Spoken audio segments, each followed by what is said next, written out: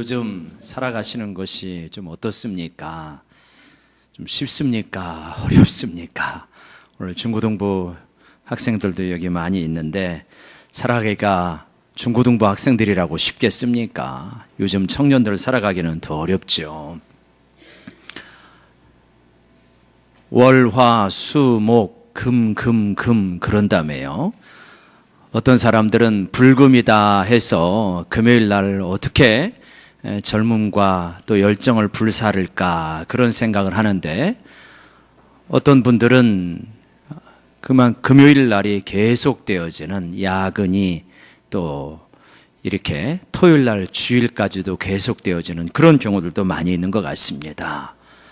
열정, 페이, 말은 얼마나 멋있습니까? 근데 사실은 한꺼풀 뒤집어 놓고 보니까 노동 착취다, 뭐 그런 이야기들이 많이 있더라고요. 지난 주일인가요? 고속도로 휴게실에서 공무원 시험을 3년 동안 준비하던 한 젊은이가 어머니를 따라서 고향으로 내려가는 길에 고속도로 휴게실 화장실에서 극단적인 선택을 하였습니다. 계속되는 시험에도 불구하고 합격이 되어지지 않자 아마 그런 극단적인 선택을 한 것 같습니다. 그걸 보면서 참 이 시대가 어떻게 이렇게 살아가기가 힘겨운 세상인가, 그런 생각을 우리 모두가 하게 되는 것 같습니다. 마치 이 시대의 사람들 또 젊은이들이 살아가는 모습을 보면 마치 이와 같다, 그런 생각이 들어요. 히말라야의 산맥을 걸어가는 포터의 모습인데 뒤에서 찍은 건데, 이 히말라야를 트레킹하고 등반하는 사람들은 다 최첨단의 등산화를 신지 않습니까? 그런데 저들은 맨발로 저기를 오른다고 해요. 물론 많이 단련이 되었겠지만 어떻게 보면 우리 인생살이가 험한 산을 맨발로 걸어가는 것 같은 그러한 힘겨운 인생살이가 아닌가. 이 세상 사람들이 그렇게 살아가는 것 같습니다. 그런가 하면 우리 그리스도인들은 어떤가? 예수님을 믿고 있기 때문에 좀 편안하게 살아가고 쉽게 살아가는가?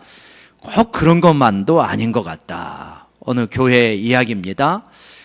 남성들이 헌신 예배를 드리겠다고 작정을 하였습니다. 그래서 목사님에게 뜻을 전합니다. 목사님, 우리가 이렇게 헌신 예배를 드리겠습니다. 그랬더니 목사님이 참 좋은 생각이다. 그러면 진짜 헌신 예배 좀 드려보자. 그러면서 진짜 헌신 예배는 이제 우리가 남성들이 진짜 하나님의 말씀대로 살겠습니다. 그렇게 작정을 하고 그 작정서에다가 자기 이름을 다 사인을 하고 정말 그러한 각오를 가지고 헌신 예배를 드려보자. 그게 진짜 헌신 예배가 아니냐, 그렇게 말씀을 하셨다고 합니다. 그러자 남성들이 다시 모였대요. 남성 선교회가 다시 모여서 회의를 한 결과 헌신 예배는 드리지 말자, 그렇게 결론을 내렸다고 합니다. 그렇지 않아도 살기 힘든데 어떻게 말씀 그대로 살아가냐, 우리 그런 헌신은 못한다, 그렇게 제 결론을 내렸다는 거죠.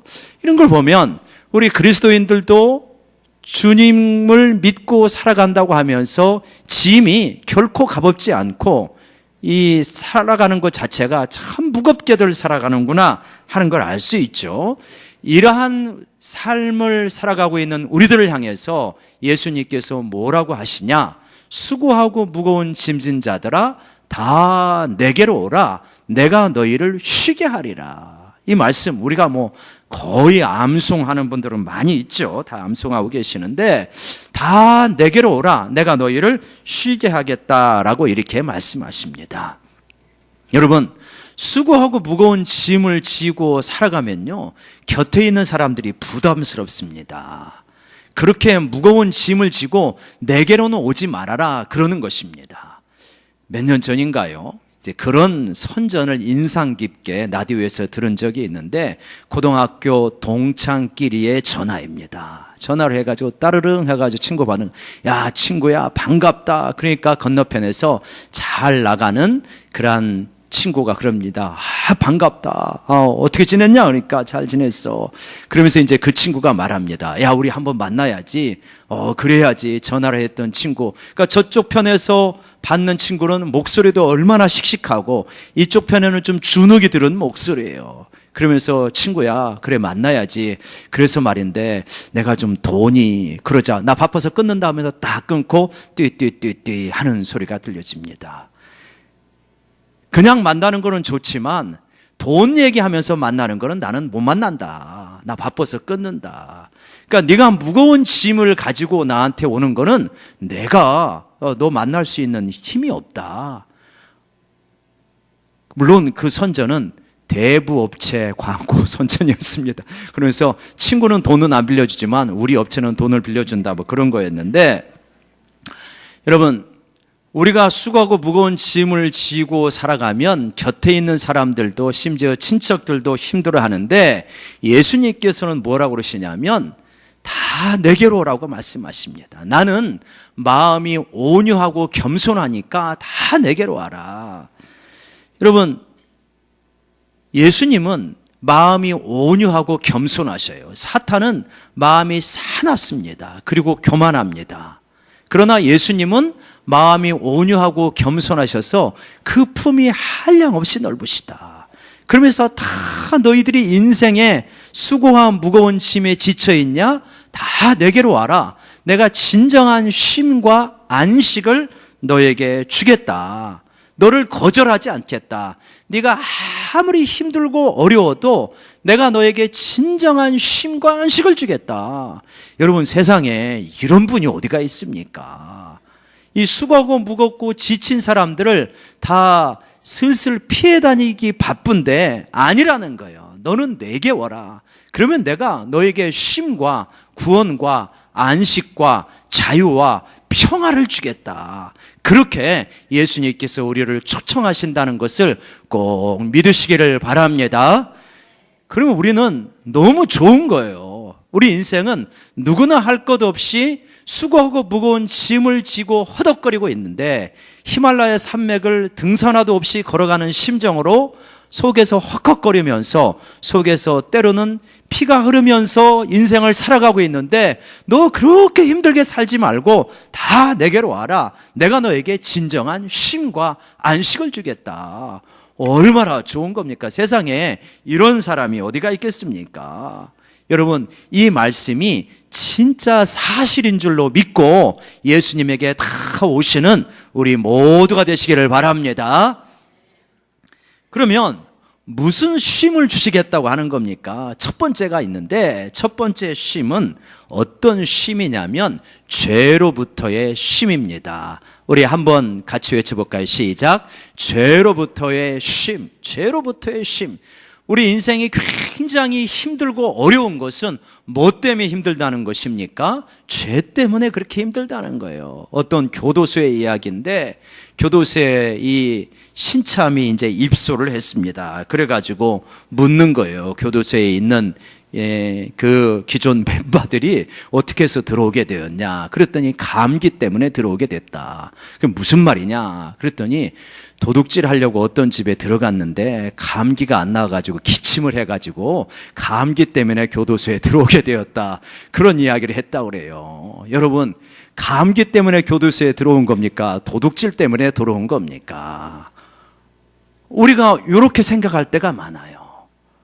어떤 어려운 여러 가지 일들 때문에, 또 이 나라가 문제 때문에 우리가 힘든 것도 있지만 진짜 근본적인 것은 뭐냐면 죄 때문이라고 하나님은 우리에게 분명하게 선언을 하십니다.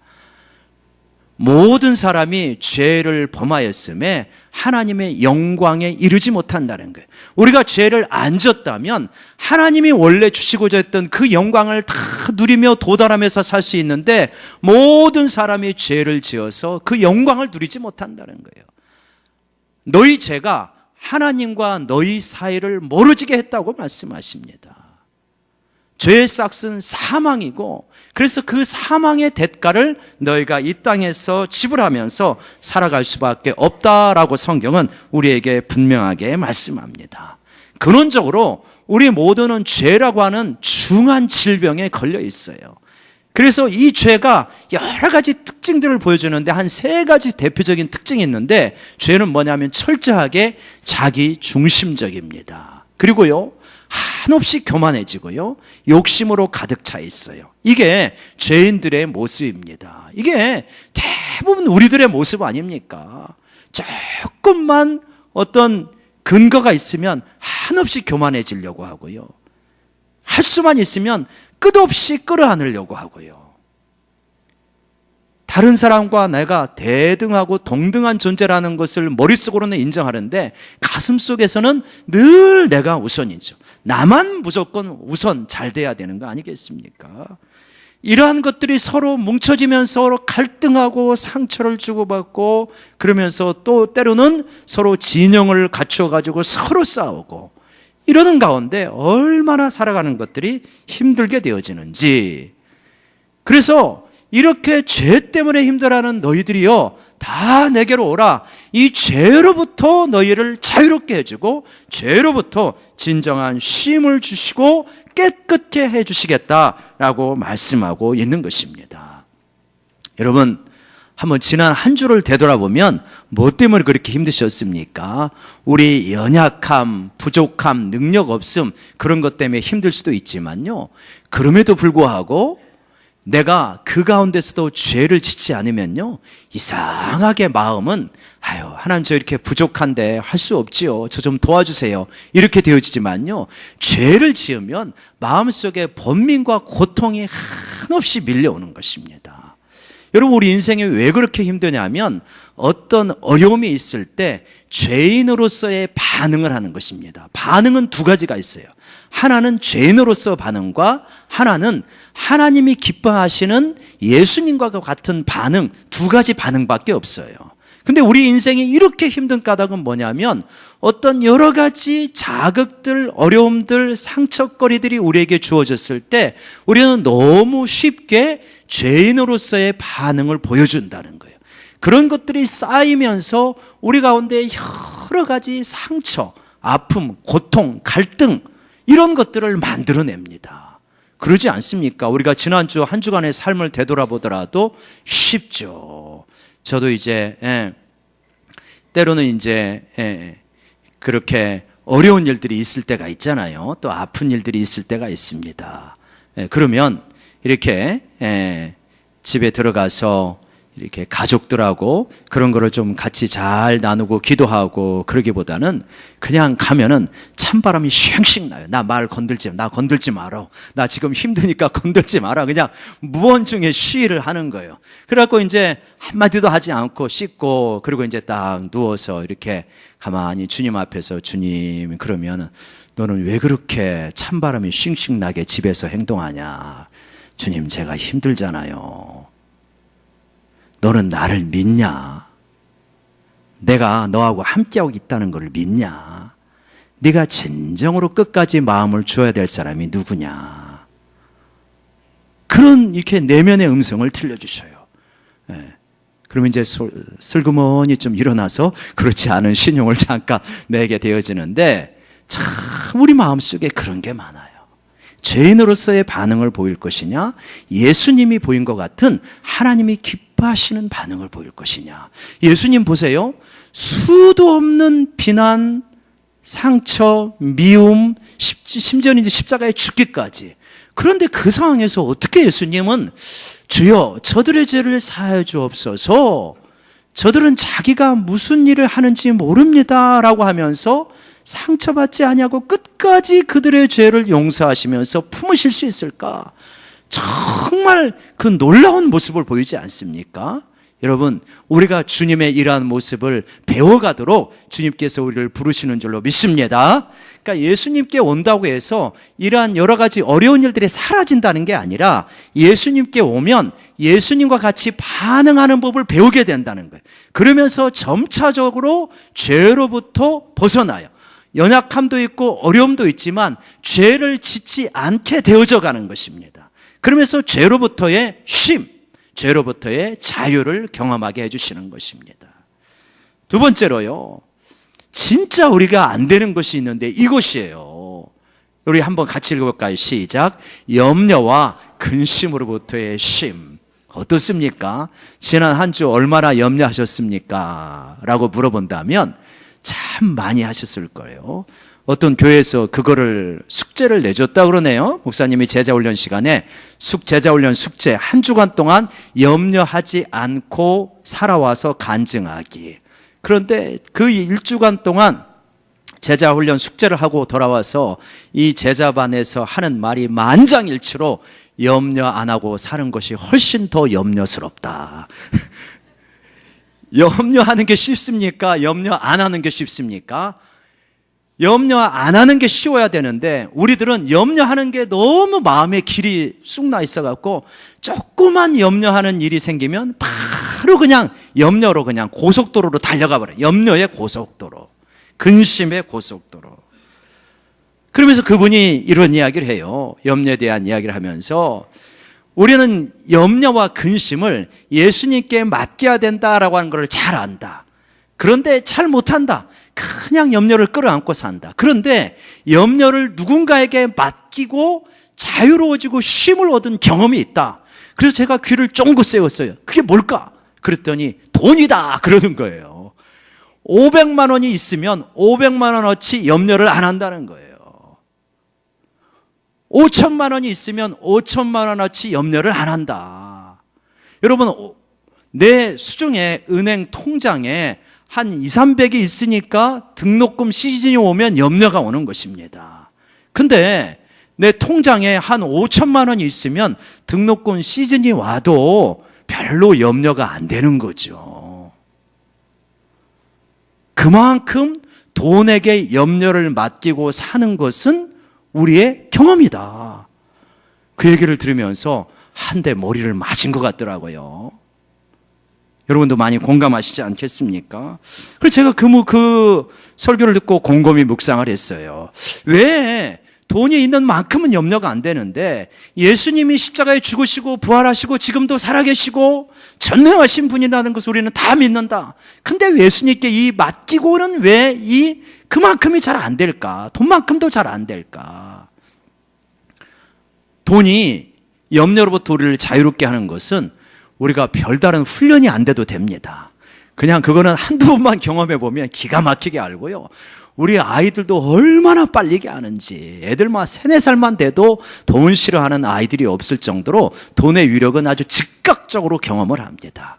근데 주님에게 맡기는 것은 그렇게 즉각적으로 경험을 하지 못합니다. 여기에는 상당한 믿음의 훈련과 기도가 있어야 이거를 실제적으로 경험하게 되어지는 거죠. 여러분, 그러나 주님 앞에 나오면 진짜 이러한 이 돈이 줄 수 없는, 환경이 줄 수 없는 쉼과 자유가 있다는 것을 일단 믿으시기 바랍니다. 그러면서 이거를 훈련해 가는 겁니다. 이게 분명히 되어지는 거예요. 이게 안 되어지는 것은 주님이 무능해서도 아니고 아직 우리에게 믿음의 훈련이 안 돼서 그렇습니다. 그러면 예수님께서 너같이 믿음 없는 사람은 좀 다 가라 그러시는 게 아니에요. 너 그런 어려움이 있지? 다 내게로 오라. 내가 너희를 쉬게 하고 내가 너를 훈련시켜 줄게. 그러면 어떻게 한다는 겁니까? 어떻게 해야 이 염려와 근심으로부터 쉼과 자유를 얻을 수 있다는 것입니까? 예수님께서는 뭐라고 합니까? 나의 멍에를 메고 내게 배워라는 거예요. 나의 멍에를 메고. 멍에 아시죠? 멍에, 우리나라 멍에는 이렇게 소 한 마리가 끄는 거잖아요. 그런데 이스라엘의 멍에는 어떻게 되어 있냐면 이렇게 되어 있죠. 한번 보시면 소 2마리, 저걸 한 결이라고 하는데 소 2마리가 함께 갑니다. 그리고 그 목에 멍에가 이렇게 메어져 있어요. 근데 저 오른편에 있는 소는 뭐냐면 어미소고 왼편에 있는 작은 소는 새끼소입니다. 보통 저렇게 매가지고 바치를 일군다고 해요. 그러면 새끼소는 뭐예요? 어미소가 끌고 가는 대로 그냥 끌려만 가면 됩니다. 별로 그렇게 큰 힘을 안 써도 되는 거예요. 그래서 내 멍에는 쉽고 내 짐은 가볍다 그러시는 거예요. 네가 나하고 같이 멍에를 메고 가면은 너 쉬워진다. 인생이 그렇게 팍팍하게 올라가는 게 아니다. 너 쉬워진다. 그렇게 말씀하시는 거예요. 시편 68편 19절에 보면 이렇게 말씀하고 있는데 시편 69편 18절 같이 한번 읽어볼까요? 시작. 날마다 우리 짐을 지시는 주 곧 우리의 구원이신 하나님을 찬송할지로다. 예. 언제입니까? 인생의 위기 순간마다, 가끔 어려울 때마다가 아니고 날마다 우리 짐을 지시는 주님을 찬양하라. 그렇게 말하고 있습니다. 우리가 끌어안고 어떻게 할까 염려하고 근심하는 것은 이방인들도 다 한다는 거예요. 이방인들은 자기 힘으로 이 치열한 경쟁 사회를 살아가니까 무엇을 먹어야지, 무엇을 마셔야지, 어떻게 계획을 세워야지 늘 염려하고 근심할 수밖에 없다. 그러나 너희에게는 하나님 아버지가 계신다. 날마다 너희의 짐을 지고 계시는 하나님 아버지가 계시니 너는 이 하나님을 어떻게 믿을까? 어떻게 하나님과 좋은 관계를 맺을까? 그러면 하나님께서 앞장서시면서 짐을 져주신다는 겁니다. 할렐루야. 여러분 이를 믿으시기 바랍니다. 그리고 경험하시기를 바랍니다. 그러할 때 돈이 주는 것보다 훨씬 더 좋은 쉼을 얻을 수 있는 것입니다. 저희 아이가 아주 어렸을 때 이제 그렇게 하면 안 되는데 아빠가 가끔 그렇게 하잖아요. 한가로운 운동장 같은 데 가가지고 그래가지고 이제 딸이나 아들을 운전대에 앉힙니다. 그리고 아빠가 그 아이를 품고 자 운전대를 잡아라 그러면서 운전을 이제 시켜주는 거죠. 악셀레이트, 브레이크, 핸들 다 누가 조종하는 겁니까? 아빠가 조종하는 거예요. 근데 딸은 자기가 이렇게 돌면은 그렇게 가는 것 같아요. 이렇게 돌리면 저쪽으로 가는 것 같아요. 마치 내가 운전하고 있는 것 같아요. 근데 그 녀석이 만약에 아빠 이제 됐어요. 내가 충분히 할 수 있어요. 물러가세요. 하면서 만약에 한다면 브레이크가 제대로 밟혀지겠습니까? 악셀레이트가 제대로 밟혀지겠습니까? 별로 능력도 없고 운전 기술도 안 좋고 어떻게 살아갈지도 모르고 앞에 무엇이 있는지도 모르는데 그냥 내가 운전대 붙들고 그냥 내 인생 끌어가니까 너무 힘겹고 여기 부딪히고 저기 부딪히고 그런 일이 수두룩한 것입니다. 나의 멍에를 메고 내게 배우라는 것은 네 인생의 운전대 나에게 맡겨라. 내가 너 붙잡고 있어. 브레이크 밟을 때 끼익 소리 나게 해줄게. 위험 장애물이 나타나면 핸들 틀어줄게. 그렇게 네 운전대를 나에게 맡겨라 이 소리입니다. 그러면 네가 진정한 쉼을 얻으리라 라고 이렇게 말씀하시는 겁니다. 여러분 수년 전에 원앙소리라고 하는 그러한 이제 영화가 있었잖아요. 우리가 이렇게 맡기고 이렇게 살아가면 이렇게 아무것도 안 하고 우리는 뭐 너무 힘겨운 인생을 사는 건가? 한번 보면 저 원앙소리에 나오는 저 할아버지가 최노인이에요. 그리고 저 소가 있는데 어차피 소는 멍에를 매야 돼요. 그러니까 누구의 멍에를 매느냐에 따라 가지고 누구의 소이냐, 누구의 인생이냐라고 하는 게 결정되는 거죠. 소도 소 나름대로의 인생이 있는 것이죠. 보통 소의 인생은 어떻게 됩니까? 주인에게 가가지고 코가 뚫리고 멍에를 메고 수년 동안 열심히 일합니다. 못된 주인을 만나면 채찍질도 많이 당해요. 근데 그렇게 몇 년 동안 일하다가 결국은 어디로 갑니까? 팔려져 가지고 도살장으로 가는 것입니다. 근데 최노인의 소는 안 그렇더라고요. 멍에를 매요. 근데 주인이 너무 좋은 거야. 그래가지고 이 소에게 먹이려고 다리를 쩔뚝거리시는데 산에 올라가서 풀을 베어가지고 소꼬를 만들어서 줍니다. 그리고 무슨 친구같이 자식같이 그렇게 늘 사랑해요. 그래서 소야 일하러 가자 하면 소도 음매하면서 기쁘게 갑니다. 보통 소는 몇 년 일하고 도살장으로 끌려가는데 이 소가 30년인가 살았다 그러죠. 그리고 죽어가지고 할아버지 밭 곁에 장사 지냈다고 합니다. 어차피 매는 멍에예요. 근데 좋은 주인의 멍에를 매니까 진짜 이 소의 일생은 무슨 일생이라고 말할 수 있습니까? 행복한 일생이다 라고 이렇게 말할 수 있는 거죠. 최노인보다 훨씬 좋으신 분이 우리 예수님이신 줄로 믿습니다. 너희는 다 내게로 와라. 나의 멍에를 메고 내게 배워라. 그러면 네가 진짜 쉼을 얻을 것이다 라고 말씀하십니다. 여러분, 이 말씀은 원래 예수님께서 이게 전도의 초청 말씀으로 주신 게 아니라 어떤 말씀으로 주셨냐면 이런 것입니다. 이 당시 유대인들이 유대교의 그 율법의 조항에 너무 지쳐 있었어요. 종교 생활에 너무 무거운 짐을 지고 살아가고 있으니까 다 내게로 오라. 종교 생활이 짐이 아니라 참된 자유와 쉼을 너에게 주겠다. 근데 핵심이 어디에 있냐면 나에게 오라는 거야. 나에게 오라는 거야. 여러분, 무거운 짐을 지고 살아가는 사람들에게 세상과 철학과 종교는 이런 가르침을 줍니다. 마음을 비우세요. 욕심을 내려놓으세요. 경쟁하지 마세요. 현재를 즐기세요. 이러한 가르침을 줘요. 이러한 가르침이 일견 타당합니다. 그리고 상당히 효용성도 있어요. 근데요, 이 가르침은 반드시 한계에 부딪힙니다. 예수님은 그게 아니에요.